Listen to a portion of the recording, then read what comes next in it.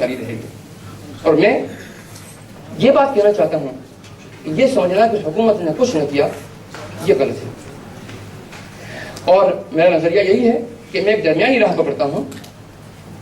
ہمارا کہنا یہ ہے کہ آپ کو اپنے انٹرسٹ کو ایک طریقے سے واچ کرنا چاہیے کہ آپ کا انٹرسٹ کیا ہے, اور وہ انٹرسٹ بھی جائز ہونا چاہیے. نمبر ایک, پہلے سے فیصلہ نہیں کرنا چاہیے کہ ایکسرسائز کرنا ہی بیکار ہے, حکومت تو کچھ کرے گی نہیں.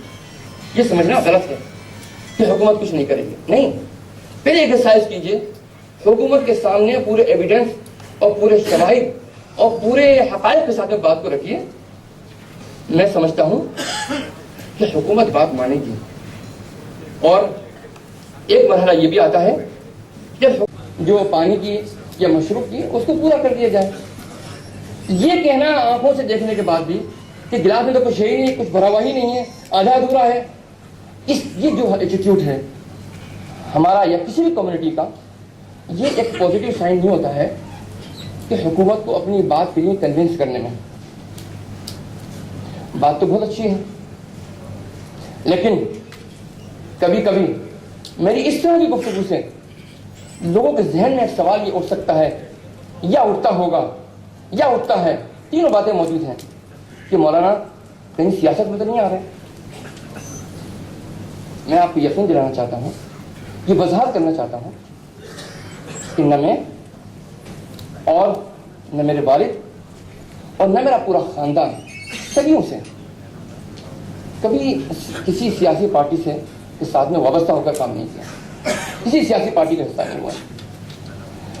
لیکن بنیادی بات جو ہے سب سے بڑی وہ یہ ہے کہ آج ہم جب کمیونٹی کے لیے بات کرتے ہیں تو اس کو شک و شبہ کی نگاہ سے دیکھا جاتا ہے, اور جب ہم اپنے ذاتی کاموں کے لیے منسٹروں, ایم ایل اے اور کارپوریٹر کی طرف بھاگتے ہیں, دوڑتے ہیں, منسٹروں کے پاس جاتے ہیں, اس کو برا نہیں سمجھا جاتا. جب ہم اپنے ذاتی کاموں کے لیے اور ذاتی اغراض و مقاصد کے لیے اور پرسنل انٹرسٹ کے لیے اگر ہم سیاستدانوں سے اور ارباب حل و عقد سے, اور وہ جن کے ہاتھ میں پاور ہے, جن کے ہاتھ میں قوت ہے, جن کے ہاتھ میں فیصلے کی طاقت ہے, اگر ان سے مذاکرات کرنے میں ہمیں شرم نہیں ہوتی ہے, ہمیں حیا محسوس نہیں ہوتی ہے, تو کمیونٹی کے کام کے لیے ہمیں کیوں حیا محسوس ہوتی ہے؟ اور ہمارے مسائل کا حل کیا ہے؟ آئیے, جب 11 5 ایئر پلان آیا تو میں تو ایک مدرسے کا طالب علم تھا, اور مدرسے کے طالب علم کس ماحول میں رہتا ہے, کس ماحول میں اپنا وقت گزارتا ہے, کس ماحول میں پڑھتا ہے, کس ماحول میں پروان چڑھتا ہے, وہ آپ کو معلوم ہے. لیکن ہمارے اکابرین اور ہمارے والد ماجد حضرت قبلہ رحمۃ اللہ علیہ یہ ہمیشہ تلقین رہی ہے کہ حالات پر ہمیشہ نگاہ رکھنی چاہیے. اور اگر آپ خدمت خلق کی بنیاد پر ایک ملک کی خدمت کی نیت سے اگر آپ حالات کو صحیح رخ پر موڑنے کی کوشش کر سکتے ہیں کامیاب, تو آپ کو ضرور کرنی چاہیے. جب 11 5 ایئر پلان آیا یہ پہلی مرتبہ تھا, ہم نے اور کتنا روپیہ تھا, 7,000 کروڑ, منسٹری مائنورٹی افیئرس. ہم نے سمجھا کہ یہ تو پوری امت کے مسائل حل ہو گئے. ہم بھی ایک مبتدی طالب علم کی حیثیت سے تھے, اور اب سمجھ میں نہیں آ رہا تھا کہ کیا کریں. منسٹری مائنورٹی افیئرس کی میٹنگوں میں شریک ہونے کا کمیٹیوں کی میٹنگوں میں شریک ہونے کا موقع ملا. اب سمجھ نہیں آتا تھا کہ سرا کہاں سے پکڑیں, پلان کو سمجھیں, پلان کے پروسیس کو سمجھیں, اور منسٹری کی گائیڈ لائن کو سمجھیں, اور اس کے امپلیمنٹیشن کا جو پروسیس ہے, میکینزم ہے, اس کو سمجھیں. اور اسی طریقے سے ہم لوگ پوچھتے رہے, دھکے کھاتے رہے, اور یوں سمجھیے کہ ایک مدرسے کا طالب علم کا اس کو جانا ہے آرٹس, اس کو کوئی راستہ بتلاتا ہے آرٹس فیکلٹی میں جاتا ہے, پہنچ جاتا ہے انجینئرنگ کالج, وہ جانا چاہتا ہے لائبریری, اور پھر بھاگا دوڑا تھکتا ہوا جاتا ہے تو پہنچ جاتا ہے کسی اور فیکلٹی میں. لیکن بہرحال 5 سال بہت بھٹکے, اور بھٹکتے سارے راستے معلوم ہو گئے الحمدللہ.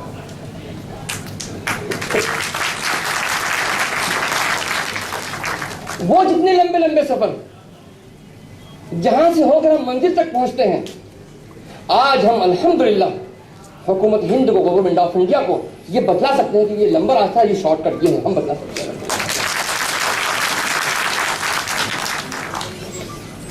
आइए,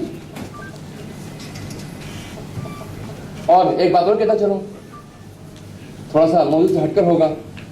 हमारे सलमान खुर्शीद साहब हमारी बड़ी तारीफ करते हैं, बड़ा सराहते हैं, और क्योंकि मिनिस्ट्री माइनॉरिटी अफेयर्स के अलावा हमारी कोई मिनिस्ट्री हमारी निगाह में हमको पता ही नहीं था जी कि मिनिस्ट्रीज में भी क्या है क्या नहीं है, हमारा हिस्सा, वेलफेयर स्कीम, हमारी भागीदारी, हमारी हिस्सेदारी, हमारा शेयर हम जानते ही नहीं थे। तो सारा की सारा गुस्सा जो है सलमान खुर्शीद साहब पर हम लोग उतार देते हैं। सलमान खुर्शीद साहब की क्वालिटी थी और है, और इंशाल्लाह हमेशा बाकी रहेगी, वो ये कि उन्हें बातचीत के दरवाजे हमेशा खुले रखे थे। हमारे बातचीत के दरवाजे खुले रखे, और जब जब हमने इनके ऊपर अपने जज्बात से ज्यादा होकर अपने अपने अपने ख्यालात का इजहार किया, तो इन्होंने अपने जज्बात पर काबू रखा और हमको कन्विंस करने की कोशिश की, और ये जो कोऑर्डिनेशन हुआ, इसी से ये फासला आगे बढ़ा। और हम उन्हीं के ताउन से, और अल्लाह का शुक्र है हमारी टीम की कारकर्दगी की बदौलत हम 12वें प्लान के प्रोसेस, प्रिपरेशन के प्रोसेस में हम अल्हम्दुलिल्लाह हम शामिल हो गए, और तकरीबन आज 3.5-4 साल से मिड टर्म अप्रेजल हुआ 11th 5 प्लान का। उसके बाद में मिड टर्म अप्रेजल के बाद के साथ साथ उसमें हम शरीक रहे, जो भी हमने अपनी डिमांड्स रखना थी, जो कुछ भी हमें उसका हिंदी में कहते हैं सिलेक्शन करना था, जो भी एनालाइज करना थी हमने किया। उसके बाद उसी के साथ साथ हम लोगों ने 11th 5 प्लान का जब अप्रोच पेपर तैयार होने लगा, तो हम हमारे साथियों ने भरपूर कोशिश की उस प्रोसेस में शामिल होने की, और अल्हम्दुलिल्लाह आज तो मैंने PhD कर ली है, अल्हम्दुलिल्लाह। और 11th 5 प्लान तो गुजर गया, लेकिन और उसमें पैसा कहां चला गया, किधर से गया, क्यों नहीं पहुंचा, उसका मैं हिसाब नहीं लूंगा। लेकिन 12वें प्लान में मैं सिर्फ मिनिस्ट्री माइनॉरिटी अफेयर्स ही नहीं, तमाम मिनिस्ट्री में जितनी वेलफेयर स्कीम है, सबसे मैं एक एक पाई का हिसाब लूंगा इंशाअल्लाह। बात याद रखिए। आज मैं ये बात हल्केपन से नहीं कह रहा हूं, बल्कि पूरी ताकत से कह रहा हूं कि आज हमारी रिपोर्टें इस बात की दलील है कि हमने इन तमाम रिपोर्टों के जरिए हुकूमत के आंखों के ऊपर से पर्दा भी उठाया है, और हुकूमत ने उनको बहुत अच्छे तरीके से लिया। पॉजिटिव साइन है हुकूमत की तरफ से हमारे लिए भी। और 15 पॉइंट प्रोग्राम की, new 15 point programme prime minister का जो है उसकी, और जितनी फ्लैगशिप स्कीम है, उन तमाम के अंदर हमारा टास्क ये है कि हम हर मिनिस्ट्री से आने पाई का हिसाब लेंगे कि हमारा हिस्सा था वो हम तक क्यों नहीं पहुंचा और उसकी क्या वजूहात थी। अब हम 12th 5 प्लान के अंदर आते हैं।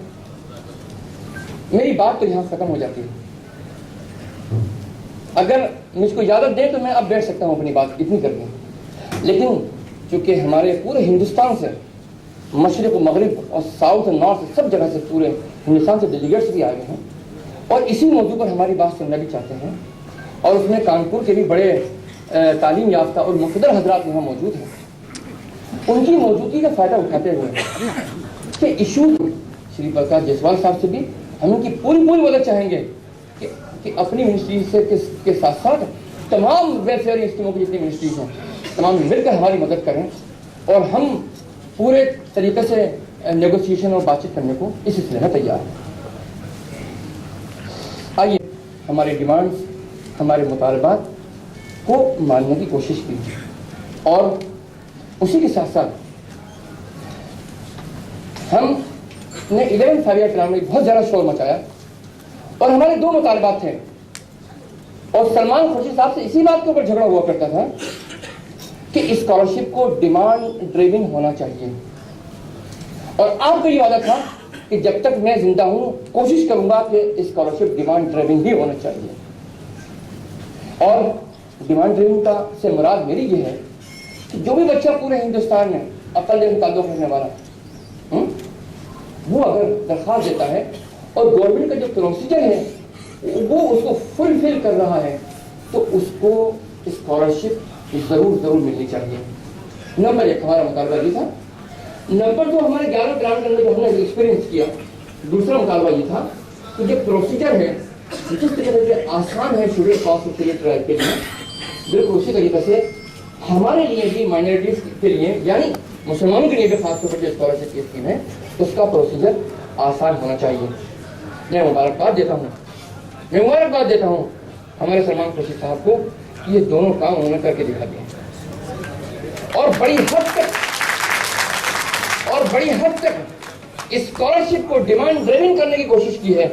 اور تمام ملا ہے, لیکن سلمان خورشید صاحب اب یہ کہتے ہیں اپنے پروپوزل میں کہ آنے والے 5 ایئر پلان کے اندر 5 سالہ منصوبے میں یعنی 12 5 ایئر پلان میں پری میٹرک اسکالرشپ 11 کروڑ 18 لاکھ بچوں کو ملے گی.